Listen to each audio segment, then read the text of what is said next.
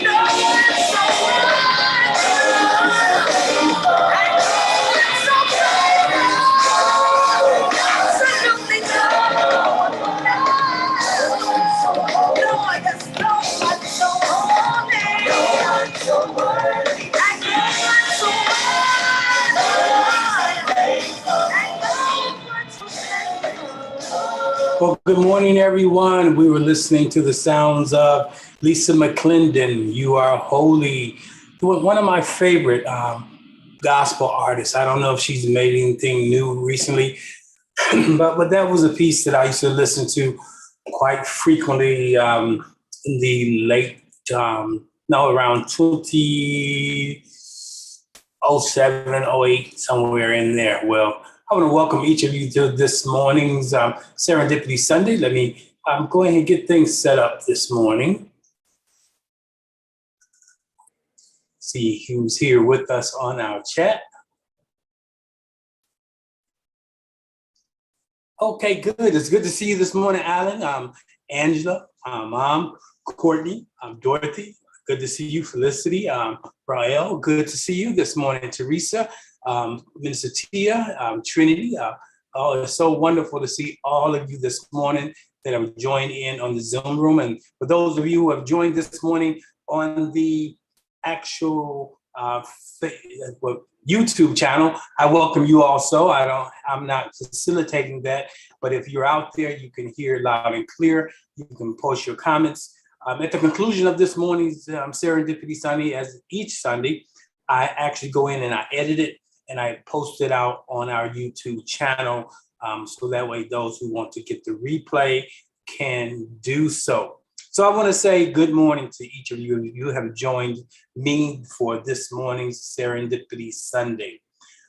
As I was in silent meditation on last night, the message that came to me this morning has to do with the mute button. Many of us have mute buttons, and I wanted to kind of look at, sometimes we use things, but not in their actual design. For many of us, we use our mute button so that the noise that is going on in the background of where we are, others can't hear when we're perhaps talking on our mobile devices. So the function of the mute button is to really shut you out, where you can totally listen. Many times we are using the mute button improperly. We're using it so that what is going on in the background of where we are is not available to the individual who is speaking to us. It gives the false impression that someone has your undivided attention. In many cases, we don't need to use the mute button, but we choose to use it. The mute button is most effective if you're really trying to hear what someone is saying, but at the same time, there's noise in the environment that you can't control, or you're in a space that is not offering the silence that is necessary on your end. And so we mute. So that way the person who is speaking to us is not distracted. But what I've found particularly during the COVID, many people are using the mute button to continue to multitask. So you may be listening, like some of you may be listening to me right now, and I have everyone muted. But if I didn't have many of you muted, you probably would mute your background because perhaps you're listening to something else, or you're typing something, or you're doing something, and it can be picked up. And that's the interesting thing, because what you need to know that God desires to speak to each and every one of us, source, universal intelligence, whatever you desire to call it. Yes, I call it it, because to define it as he or she is to limit it and its ability to express as it. And so this morning, I wanted to introduce you to the silence. I want to introduce you to the concept of the silence and how essential it is in order for you to hear what God is saying. God is always speaking. But when it speaks, it's not in a loud voice. But if you enter into the silence properly, guess what? It will sound as a loud voice. So this week, we're going to be looking at the application of experiencing the silence. I believe it's going to be Wednesday nights. I'm going to begin to, starting this week, go deeper into what has been taught or what has been introduced during Serendipity Sunday. For those of you who are first-time participants, serendipity means something good and unexpected. Serendipity Sunday is about a brief message that is good and unexpected. So this morning's message is God is speaking. The problem is we aren't listening. One of my favorite, and you often hear me say my favorites, but one of my truly favorite Bible chapters has to do with 1 Samuel. Now, 1 Samuel, metaphysically, is important that you understand what the term or the name, or see, when you talk about the Bible, it's names, people, places. We often make the mistake of literalizing them, and then we're limited in our understanding of the message that is being sent to us. When we were children, we thought as children. We believed in fairy tales and stories. But as we grew older, we come to understand that those stories, fairy tales, they weren't lies. They were messages given to us in a way that we could incorporate a truth at that point in our lives. The word says when we were children, we spoke as children. But when we become adults, we put away childish things. Too many of us are engaged and embraced in childish things. One childish thing, from a metaphorical perspective, could be religion. Religion is a base understanding, an attempt to tie oneself to or back to source, to God, from a place of the sensory realm or intellect. God's source isn't to totally be engaged through intellect. It is not a mental exercise that you engage in. And so we must learn to move to the deeper or to a higher understanding of what many of us has been introduced to. So when we look at 1 Samuel, it's interesting. I was looking in my metaphysical Bible this morning, and I looked up 1 Samuel, and one of the things that came away with the name Samuel mean heard of God, instructed of God. And that basically what it's saying to each of us as we identify with the character Samuel, we need to hear God, and we need to know that God hears us. So I want to introduce to you this morning a process that Samuel learned early in the book of 1 Samuel, chapter 3. I want to share that with you because many of you perhaps are not familiar with it. I want to share that with you, and then I want to unpack a little bit of it, preparing you for the deeper teachings that will take place this Wednesday evening. Again, I thank each of you for joining us. I see some have joined in the Zoom room and some have dropped off. Great. So those who are supposed to be with us are with us. Those who have ears to hear are listening. So let's look at 1 Samuel chapter 3 this morning. And it reads as follows. I'm going to only read a portion of it so I can set the stage for what I need to speak into your life on this morning. So firstly, I want to say in 1 Samuel chapter 3, Samuel served the Lord by helping Eli. Now, Samuel was a little boy, a young prophet that was committed back to God by his mom. And so he was given to the priest, Eli, early on in his life, and Eli was training him. So we see here, Samuel served the Lord by helping Eli, the priest who was, by the way, or by that time, almost blind. In those days, the Lord hardly ever spoke directly to people. But one night, Eli was asleep in the room, and Samuel was sleeping on a mat near the sacred chest in the Lord's house. Now, the sacred chest is the heart. The hearts of men. He was secure enough that he could really go to sleep, be at rest. And we'll unpack that a little more this week. And while he was asleep on the mat near the sacred chest in the Lord's house, they had not been asleep very long when the Lord called out Samuel's name. Some of you are familiar with the story. And he responded, "Here I am." Samuel answered. Then he ran to Eli and he said, "Here I am. What do you want?" "I didn't call you," Eli answered. "Go back to sleep." Samuel went back. Again, the Lord called out Samuel's name. Samuel got up and went to Eli. "Here I am," he said. "What do you want?" Eli told him, "Son, I didn't call you. Go back to sleep." The Lord had not spoken to Samuel before, and Samuel did not recognize the voice. When the Lord called out his name for the third time, Samuel went to Eli again and said, "Here I am. What do you want?"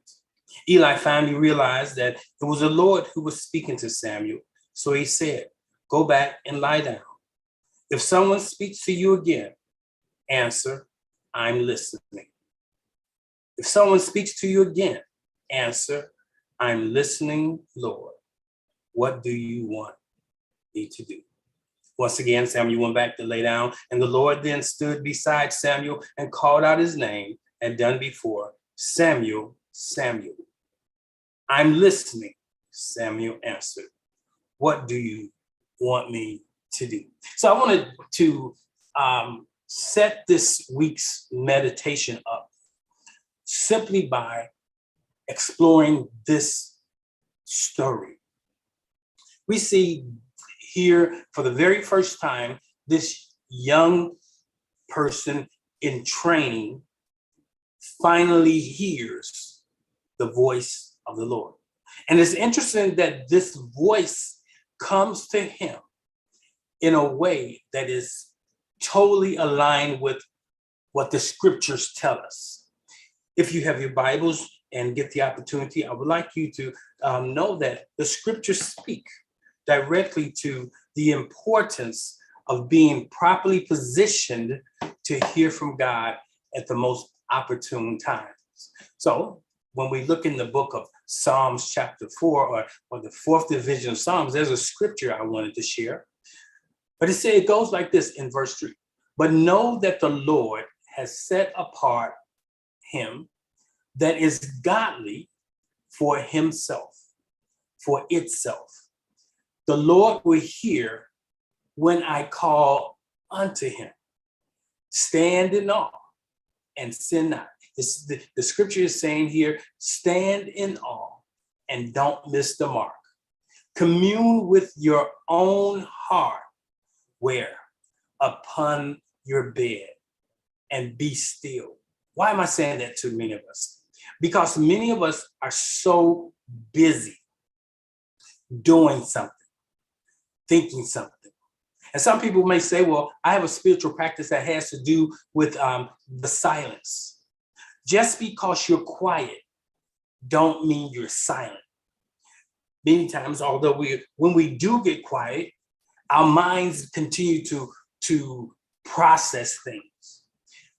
Now, it's really interesting that out of the COVID experience that I recently had, I found myself falling off to sleep a lot. Even if I was sitting up watching TV, I was slipping into sleep.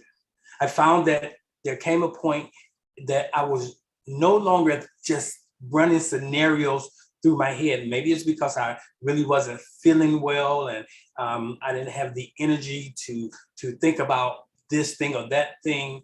And I got to a place where I was just silent. And I got to a place where I didn't want to hear my phone go off. I didn't want the TV on. And I found myself inside of the house, inside of my place. And not only was there quiet and solitude, but I had entered into a place of silence. But I found also there was a deeper silence besides just being in a meditative state of being still. When I began to slip off to sleep, I began to have a series of dreams. And I began to really experience what we find in Job 33, which I often refer to. In Job 33, verses 14 through 17, it says, "For God speaketh once, yes, twice, yet man perceives it not." God speaks once, twice, yet we do not perceive it. Then it goes on in verse 15, it says, "In a dream, in a vision of the night, when deep sleep falleth upon men, slumbering upon the bed, then it opens the ears of men, divine intelligence, God, source, opens the ears of men and sealeth their instruction, that he may withdraw man from his purpose and hide pride from man." So here's a nugget here. Many times when you want to know an answer, first you must be still. The word says, "Be still and know." And it goes on to say, "Be still and know that I am." And for many individuals in a evolving state of spirituality are not aware that it's not talking about something external, but it's talking about something internal. It's helping the individual to learn that it is not the God out there, but it's the God in here. It's the oneness of being that is available to you to hear from the inside versus the outside. Now, when we talk about the mute button, we need to use the mute button to drown out all the distractors and the noise, the things that are getting your attention while God or source is speaking to you. The beauty of God speaking to you at night is that you are powered down. Your sensory realm has slumbered into the state of rest.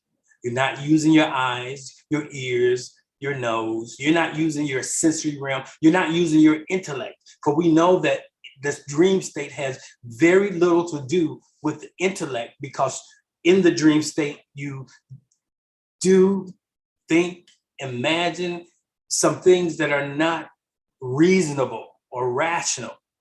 But it's in the dream state, which is more of an esoteric state, internal state, where God, source, speaks to us through a dream. Now, many people can't understand their dreams, so they run off to someone and say, "Help me to understand the interpretation of this dream." You got to be careful with that. You have to be careful that the individual who is interpreting your dream is not filtering it through their own life experiences, their own knowledge base. When you have a dream, just as we see with Samuel, when God speaks to you and says something to you, the very first thing you should do is say, here I am. Acknowledging your present. Many people are present to the teachings that are sent forth virtually. Although they may be present to the teaching, they're not totally present.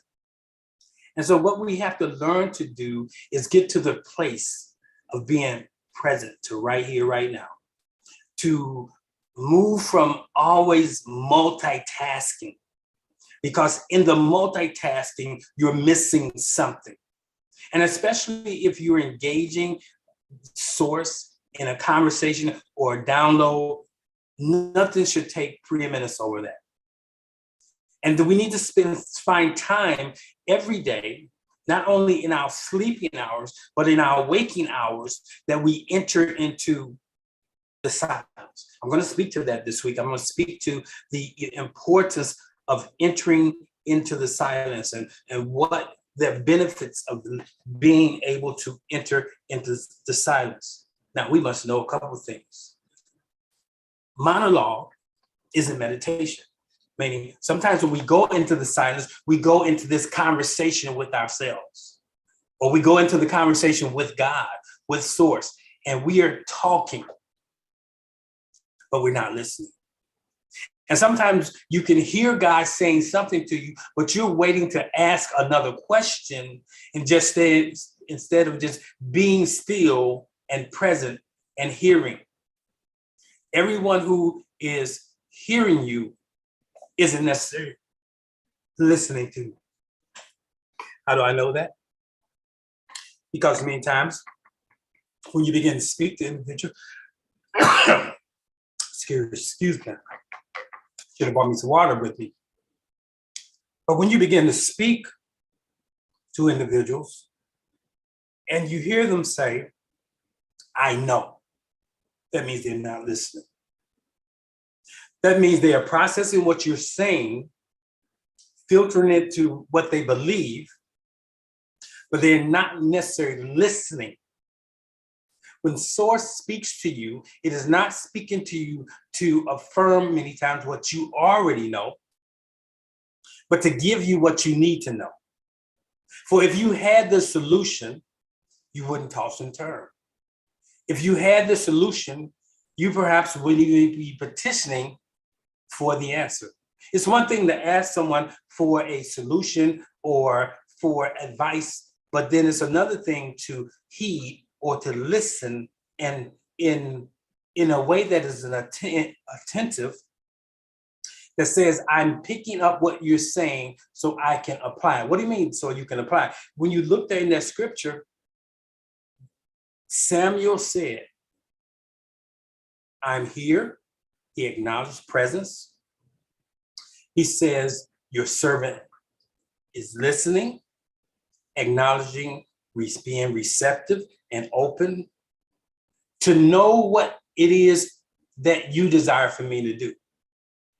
See, many of us want to hear from God only if Source or God is affirming what we already have plans to do or what we are doing. Can Source, God, call an audible in your life? Now, if you're not a football person, you don't understand what the term audible means. An audible is when the quarterback steps up to the line to receive the ball, and he looks on the other side of the field and he sees the positioning of the defensive players. And although he may have given the particular play that's about to be ran when they came out the huddle, but he sees something different and he calls an audible. And that is, he may say a word or he may make a particular sound, and everyone knows that the play that was given in the huddle has been altered. God does the same thing. Source does the same thing. It may give you the play, but when you get to the field of activity, it changes it. Now, if you're not willing to hear and listen and trust God, you stay with what you heard God say yesterday. And see, that's what religion does. Religion continues to do what was spoken yesterday, that was appropriate for yesterday, that was a word of deliverance for that day, and attempt to use it in every way in this new day, it won't work. A relationship with Source, divine intelligence, with God, is a relationship that's always built in the present, in the now. And therefore, if you have a very present relationship with Source and even with yourself, you must always be listening. Another word for listening is observing. Sometimes we don't listen just with our ears, but we listen with our eyes. We are observing what is happening around us, external to us. We are observing what we are thinking. We are observing what we do, our behavior. Does your behavior align with what you espouse to be your belief? Many times they don't. Are you living today based on what has been said or has been done in the way of your story? Is your story getting in the way? So when we talk about the silence, it starts with muting yourself so you can't be heard. And not because you're doing something or multitasking, but realizing that at this moment, it is important that I receive, that I listen. Interesting that Samuel learned this early on in his life. And many of us need to learn the same lesson, how to listen. Not listening from a place of I already know, but listening from the place of there's something that's being spoken that I need to know. That's important. And that's why even when we are receiving a teaching such as this, you enter into the silence at the completion. That you may get the upload that goes beyond what has been downloaded, what may appear to be or superficially something that's been given on level, the message behind the message. And it's in the silence. It's that place that you go to that you're no longer speaking. It's that place that you get to where your brain shuts down. That's why we enter into the silence, starting with the breathing exercise. Because it's impossible to think and breathe at the same time, or pay attention to your breath at the same time. And so when you learn how to follow the breath in, follow the breath out as a simple spiritual practice, it's really preparing you to enter into that secret place, that silent place. That's what I want all of us to get to. Learning how to live in the silence. A knowingness, an awareness that comes that supersedes the intellectual knowledge you gain. It's the place that you go to that is beyond the place of intuition, and you're in the presence and the oneness of being. So we must learn this morning that faith comes by hearing. So first you have to hear it. And then the hearing, true hearing, comes by the word of God. And that is that you must know that many are the plans of man, but the end thereof is destruction. Trial and error is what so many of us are going through. Reading many books and all of those things. But every book you read has been penned by another person, another human being. And that human being sometimes is espousing ideas that they themselves have not experienced. It's theory. But I want you to know that a life that is lived inside of application is a life that brings forth a true transformation. The word says, be ye transformed by the renewing of your mind. So one of the things we have to move from the understanding of that our brains, our intellect often get in the way.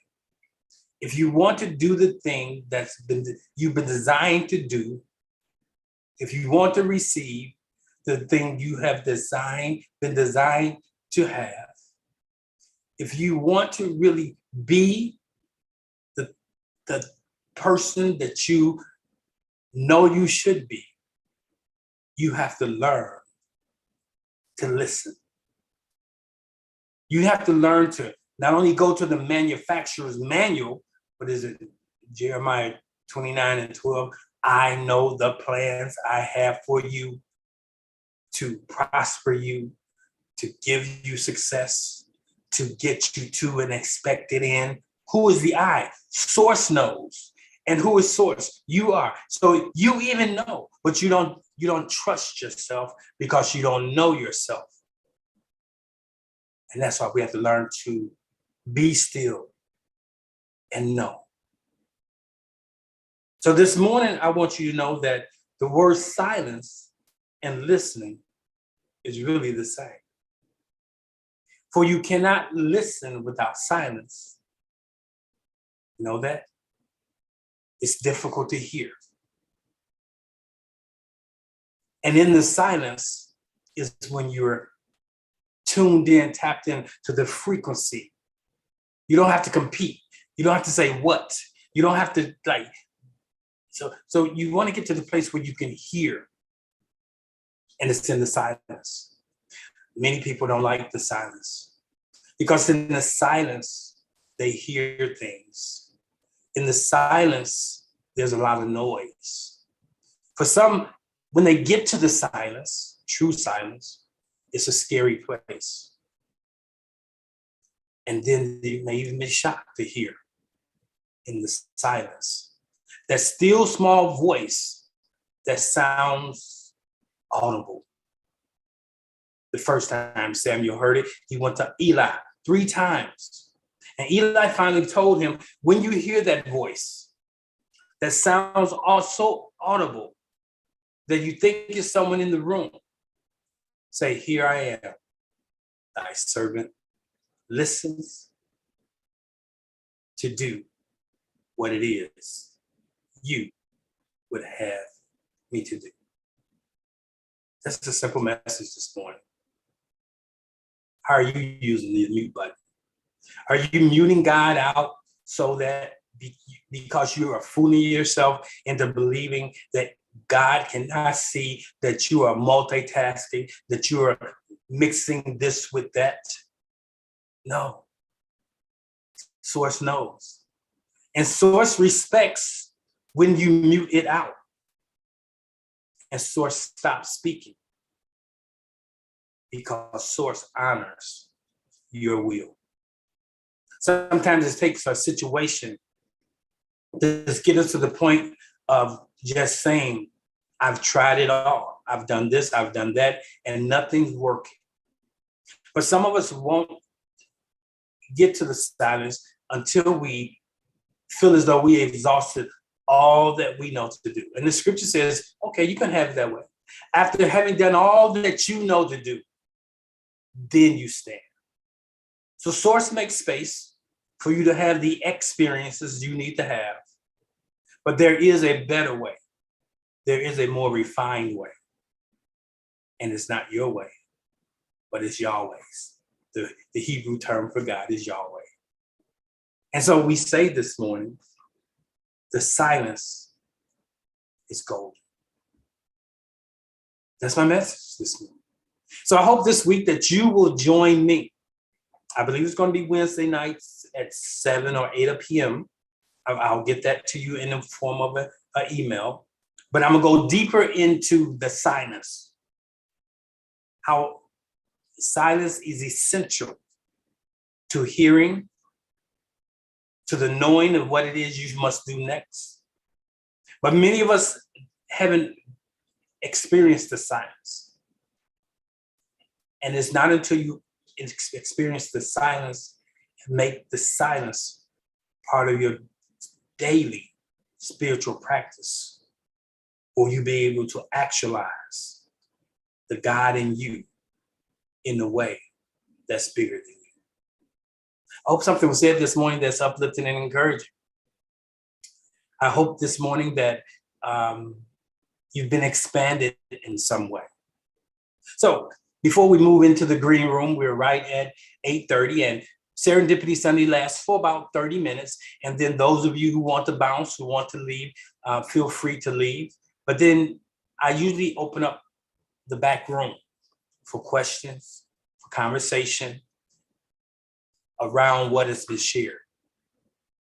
But if you want to also really grasp the fullness of what this message is about, we take it to application. So Wednesday night is a deeper dive that also gives an assignment that you take to application. Without application, there's no transformation. We live in a day and age where many people have information, but there's no transformation.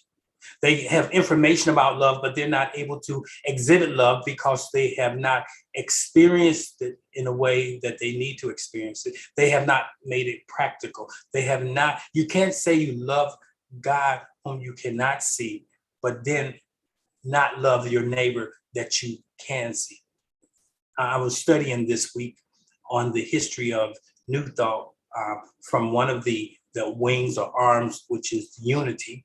And this was interesting to find out that unity, which is many of the New Thought churches that many of you guys are familiar with, Charles and Myrtle Fillmore, who started the unity branch of New Thought here in Missouri. It was interesting to find out that at one point in time, they were espousing all these great truths, which were true. But at the same time, they did not even allow the individuals who were of African descent to stay on the campus. Isn't that something? You're espousing the love of God, the expression of God, and saying that God is in all of us, that we express as God. But when it came down to allowing those who were different from them, they could not live on the campus. I was reading a story about the late Dr. Reverend Johnny Coleman. She was wasn't one of the first Black ministers to participate in unity there in Missouri, but she was the first Black to stand up and say, your principles are not being practiced, and I'm not coming back.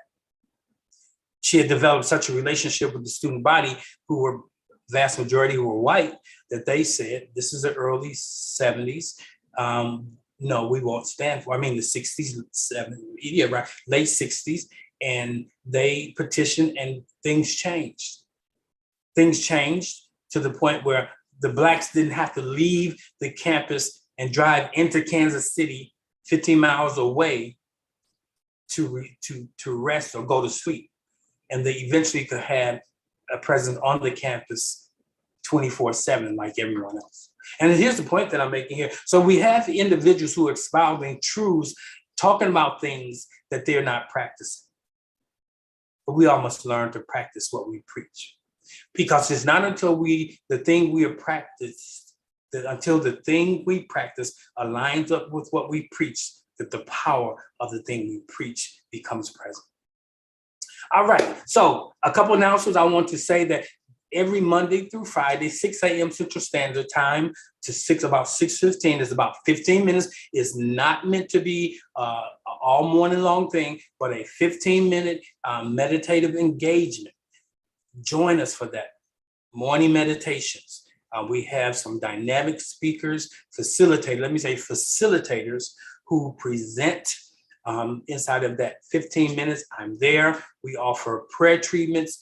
If you haven't experienced that, consider doing that. It's Monday through Friday, 6 a.m. Central Standard Time. You want to know more about that, you can go to the website, www.oasisspiritualcenter.com. Go over to the tab that says meditation or prayer. Click on, read through it, and you'll have the number for that. In addition to that, go to the website. Poke around. I'm upgrading the website this week, moving into 2022. That is more reflective of what we've evolved into. And so you want to make sure you're poking around out there, finding out what's going on, and all of the things you need to know about what it is we believe.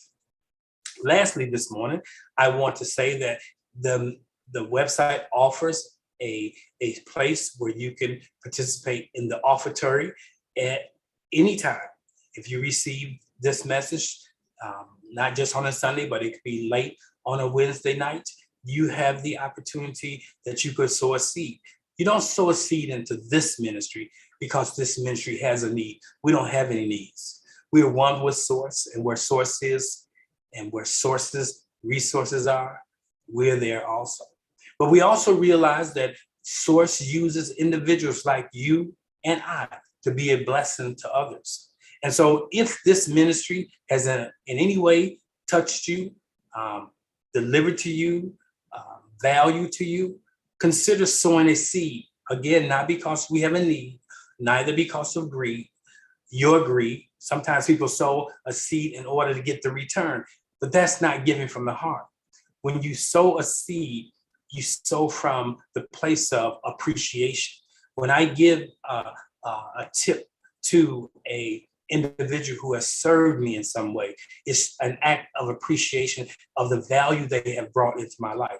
It's sad that you can't even use that example anymore, because for many places you go to, they already have the tip incorporated. When you give them your debit card, it already tells you, says, Mark, do you want a 15% tip, 18% tip? The audacity. But I tip anyway. But the audacity that just because you served, you should get a tip. If you did not serve from your heart, with the servant's heart, if you did not serve in a way that brings value to that person's life. When I go to a restaurant, the wait staff should bring value to my being present there. Because I very well could be at another restaurant. I very well could prepare my own meal at home.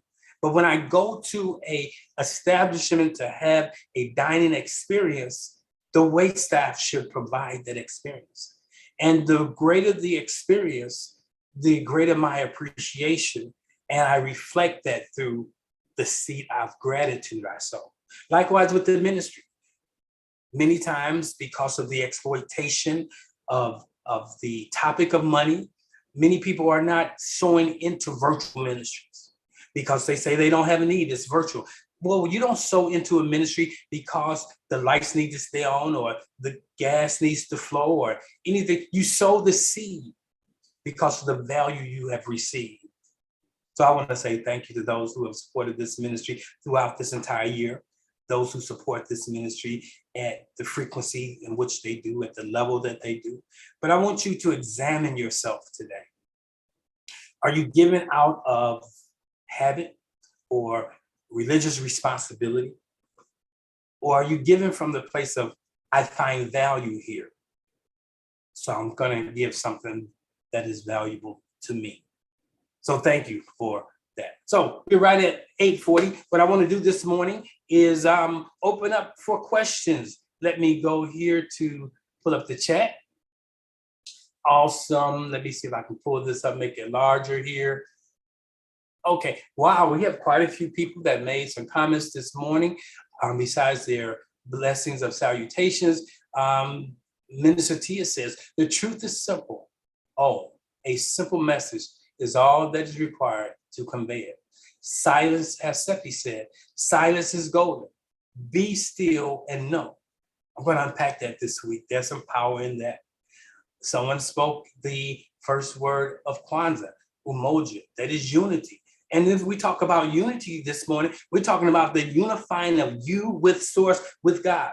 Now, I identify with Kwanzaa, been practicing it for years, presented to the community at large, 30 some odd years ago. Matter of fact, as a little boy, when Kwanzaa first started, I was introduced to Kwanzaa.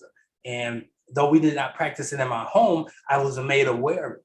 But I'm also aware that Kwanzaa and the principles of Kwanzaa, although they are ideals, we really don't live inside of it. We really don't practice it until the end of the year. And we practice this around that time of the year that is not even consistent with when the African culture would really celebrate something such as this. You know, but it's tied to Christmas, it's tied to money, it's tied to that. So today's principle is unity. So thank you for that, umoja. Sister Trinity, and I will be doing some things later on in concert with that. Tip, Cheryl says TIP, to ensure promptness. TIP, to ensure promptness. Now I would like to just open up the line, and Cheryl, I would like to have you speak to that. So I'm going to, I believe you're here. Let me pop in, go into the chat. Let me see if I can allow participants to speak. So this Cheryl, let me see here if I can open up the line for you to speak here through. Okay, 1 second. Okay, let's do this. I'll go to Q&A. If you raise your hand, if you got a question, if you got a response, if you want to say something, I can open it up and Q&A. I believe I can do it that way. Yeah, so just raise your hand if you got something. I was trying to open up this morning. Let me see something here. For some strange reason, that's why I'm really praying that the Lord sends someone who is gifted in backroom, that they will do that.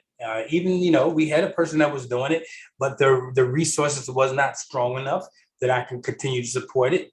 And I wasn't going to continue to support it inside of my own personal monies, because it's our ministry.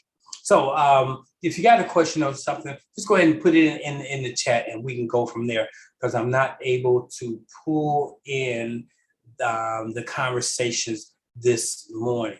Okay, so I do see a hand. I have a few things to say. So I'm gonna see if I can get you open here. Answer live. Okay. Would you like to answer this question live? Yes. Let me see if it's happening. Okay, so that still is not working for me. Let me see what I can do to get Felicity here. So bear with me 1 second. Okay, there you go. And I think I can get it this way. All right, Felicity, good morning. And Cheryl, I'm gonna come right to you. And Linda, I'm gonna come to you. So don't go nowhere, you guys. Felicity, you have the mic. Yes, boy, I really enjoyed this message. I just think it's such a topic for mature people, because there's a lot of nuance to it. Like you said, you could be quiet, but not silent. And what I love about silence is, as I was asking God in my heart, how to get beyond preconceptions and silence. Break that down for us. Yeah, learning about silence is a great way to get beyond preconceptions, because when God tells us something, we hear it with assumptions on what we think that it means, and then we act based off that. But it could mean something totally different. So how do we get beyond those preconceptions? And learning about silence is one of those ways that I've been able, like, really muting myself. Some of the stuff I've learned from Neville Goddard about, like, trying to erase your physical being, erase your face, erase your physicalness, erase everything. When you mute, just totally mute. And then you can hear in a deeper way, because it's natural to just assume that you know what someone means. It makes a conversation quicker when you're talking to people. But when you're dialoguing with source, you need other stuff. You need to, like, be able to go deeper, and let it be a process, and let it be a relationship, and let it, don't just, it's not like a one and done. Okay, let me go off and do that. You gotta, like, sit with stuff. So I like, and the assumptions. And you ever had a conversation with someone and you hear them saying, I know, yep. They're not really listening. They're hearing what they already know or what they think they know there. But we got to get to the place where when we're in the presence of source, that we are not just hearing, but we're listening. We're not hearing to speak. We're not hearing to give our position. We're not hearing to give God the sense of, I know that. But we are listening so that we may say, what must I do? Or that we may find out, what must I do? Thank you for listening, for sharing that. I look forward to engaging later on this week as we go deeper into this particular teaching. All right? Yes. Thank you. Okay, well, so I'm going to take you back. I'm going to Cheryl, and then I'm going to come to you, Linda. All right, Cheryl, you've been unmuted on my side. You can unmute yourself. I think you. Okay. Good. Good morning. Can you hear me? Good morning. Great day, yes. everyone. Awesome. Well, I was speaking to the fact of the audacity of establishments to automatically include the tip in your bill. Yeah. TIP, the acronym TIP is to ensure promptness. So I am, as you said, giving in a way to show my appreciation for the promptness of my service. It should not be automatic in my bill. Right. That is what a tip is. It's to ensure promptness, to ensure that I am served in a manner that is acceptable to me. Right. So we're being exploited nowadays because it is as though it's assumed that you have to tip. Yes. Which is sad. It is a sad assumption, although I generally tip as well because of the service, no matter how it is. I generally do tip, but it is it is the audacity of establishment to automatically include that. I agree with that. And I will tell a person, the tip that I'm giving you does not reflect the value that I received from you. I'm tipping because I understand the principle of sowing. That because I am a deliverer of service, I'm tipping you so that others will tip me in addition to why I'm tipping you. And so that's so important. For the many of you who are on the call right now, I want you to know that you do unto others as you would have done to you, even when the person who have delivered to you have done you in. You look beyond the present of who is doing what to you. That's why the word says, we have to learn to love. We have to learn to forgive. We have to learn to look beyond. All right, Cheryl, thanks for that. Good morning. Is there anything else? No, thank you. Great day. All right, good. Well, good morning, Sister Linda. How are you doing this morning? I put here ask to unmute. You have the mic. Good morning. Good morning. How's everybody this morning? Fine. First of all, let me start by saying my space that I live in is so wonderful. And I'm saying that publicly to those of you who are on this line. Linda was the individual who was instrumental in me finding the right place. And I really want to let you know that this space represents exactly what I was looking for. So thank you for being my realtor. Okay. So anybody in St. Louis, Missouri that's looking for a realtor, hey, I would highly recommend my dear sister, Linda. Well, good morning, Linda. Thanks for tuning in this morning. Good morning. Good morning. You know what? I was listening to the beginning of it where your message for this morning, God is speaking. And it's like, are you listening? That is so perfect for going into 2022. Because sometimes we'll hear the Lord speaking to us, and then we question, okay, is that really God? And so I've learned over the last, I guess this year actually, and it was like just to trust God.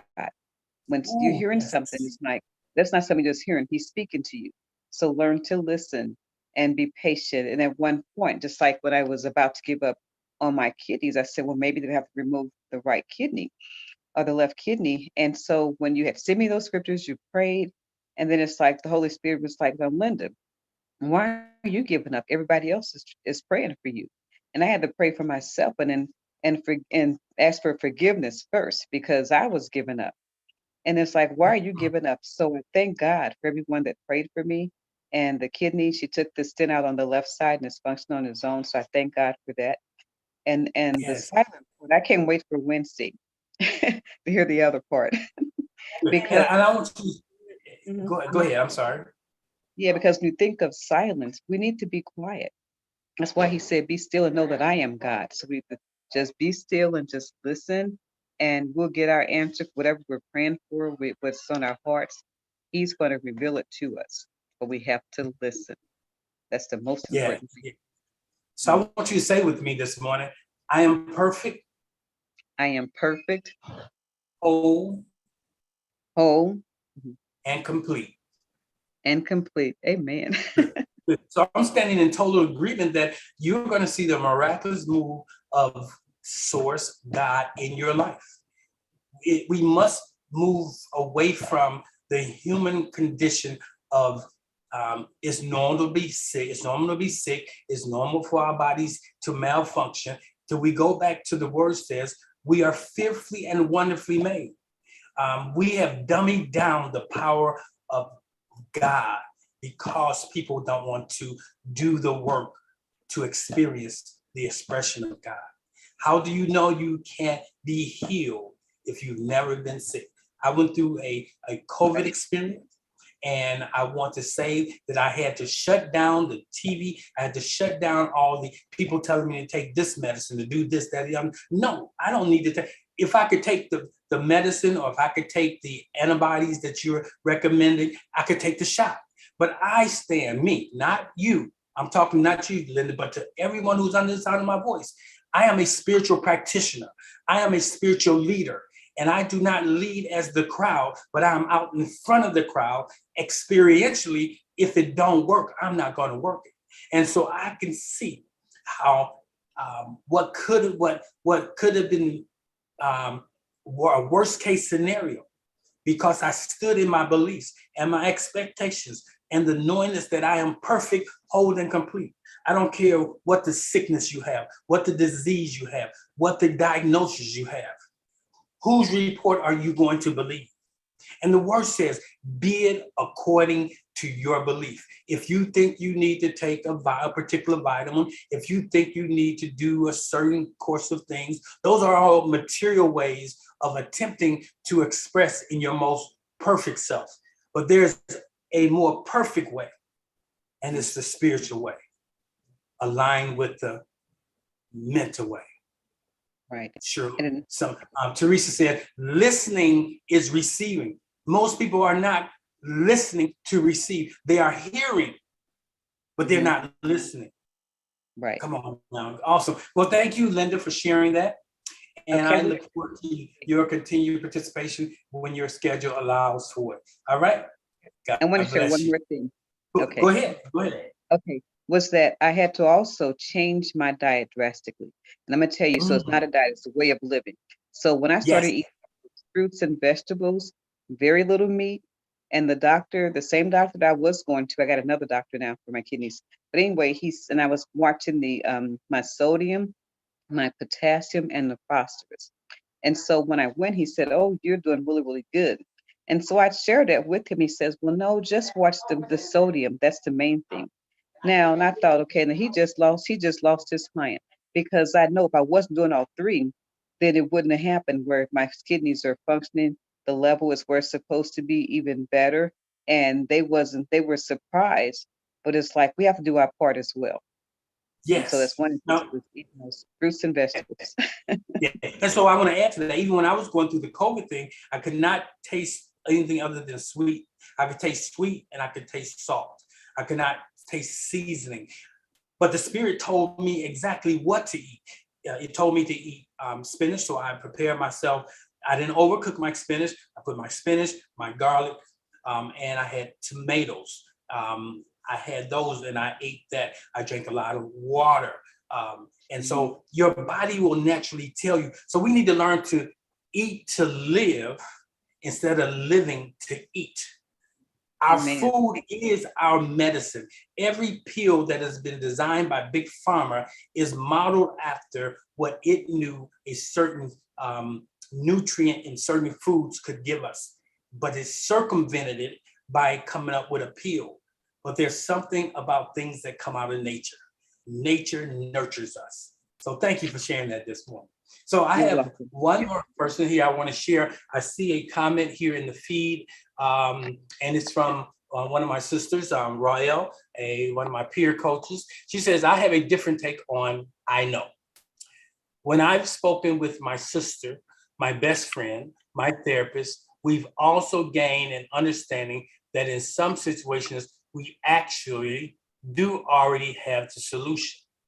Some truths already lie within us. Well, I want to say this, all truths lie within us. It's just having the ability to access the truth outside of the knowledge base or the intellect and finding the truth in source. Now, I'm continuing on. She says, we know by certain cues and unctions that we should not enter a relation, a second job, a business venture, a second job, a business venture, or we know, but go back and forth in our minds. And in the end, we often say, darn, I knew that.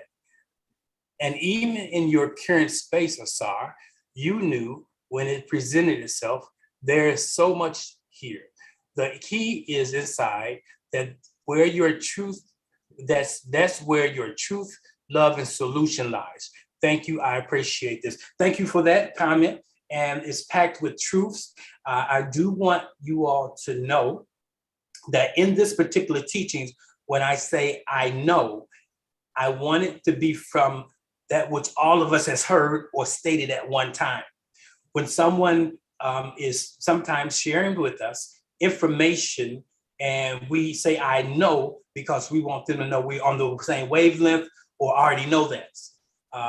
And so we're in an information age where people just say, I know, does not mean that you really have, okay, there's understand, there's understand, and then there's overstand, where you have mastery. Most people have an understanding.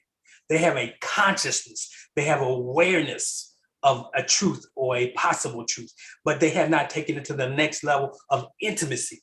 In the scriptures, the law first mentioned, if you go back to Genesis, that's when we hear the word I know or know first mentioned. It's intimacy that produces something. So that's why this ministry is based on application. Just because you are aware of the topic of the silence, it's not until you go into application. And sometimes life school gives you the lesson that you must engage. And so it lets you know that if you know it from an understanding, or if you know it just from an understanding, or you know it from an overstanding, which represents mastery. Thank you for that, Sister Royal. Awesome. Good. So it looks like I've addressed everybody who wanted to say something. And so we're going to close out this morning. And thank you all for participating. I look forward to seeing you later on in this week. Pay attention to the emails that are coming forth. And then, I like that. My mom says, some people say, I know, and no, the next word is but. They see, you don't know. If I'm espousing to you a truth, and then you follow up with but, that tells me where you are. And what I found is it's best to make space for people with their buts. Let them have their buts. And you have to know you're just a dispenser of truth. You're just a light. And if people don't want to embrace the light or hear the truth, you don't continue to cast your pearls before swine. That is because they cannot assimilate it in a deeper way. Awesome. So I'm going to close this morning with the simple prayer. Right where you are, I want you to close your eyes, take a deep breath in, receiving the fullness of the breath of life, touching every cell, every system, every organ, holding that breath, allowing the breath of life to rejuvenate every cell, every system, anything that is atrophied, anything that is not working properly, comes into alignment with the harmony of the breath, which is life. Now exhale through your mouth. When you exhale, you release. You let go of that which once served you. That breath that once brought life has to be released.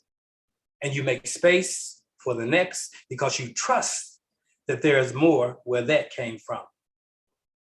And as you move into this space called right here, right now, I decree and declare that this is the day that Source has made. We rejoice in it. We embrace the truth of the oneness of being with Source, with me, Source with you. Realizing where Source is, so is you.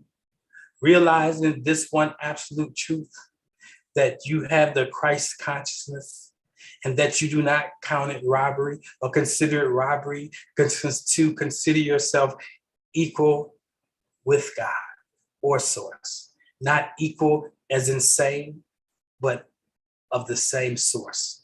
And so it is. Amen. As you go this morning, I leave you with the song we started with this morning, the song by Lisa McClendon entitled, You Are Holy. Listen to the words. Oh, so holy. You are holy. Oh, so holy.